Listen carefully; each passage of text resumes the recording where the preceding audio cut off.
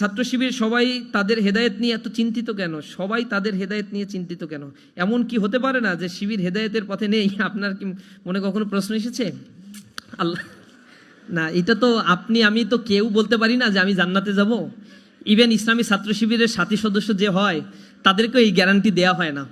আমরা বলি কোরআন শরীফের ওই আয়াতটা পড়াই, আল্লাযী খলাকাল মাউতা ওয়াল হায়াতা লিয়াবলুয়াকুম আইয়ুকুম আহসানু আমালা।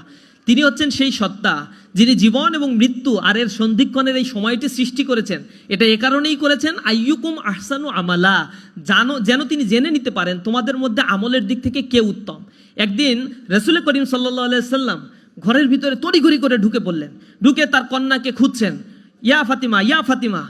ফাতিমা রাদিয়াল্লাহু তাআলা আনহা খুব হয়ে গেল, কি হয়েছে বাবা, কি হয়েছে? আল্লাহ রাসূল তাকে বসাইলো, বসো বসো। এরপরে আল্লাহ রাসূল বলছেন, ইয়া ফাতিমা বিনতে মুহাম্মদ ইনকিজি নাফসাকি মিনান নার ফা ইন্নী লা আমলিকু লাকা যাররা ওয়ালা নাফা ইয়া ফাতিমা বিনতে মুহাম্মদ। বলছে, মুহাম্মাদের কন্যা ফাতিমা তুমি শোনো, নিজের আমলকে ঠিক করার চেষ্টা করো।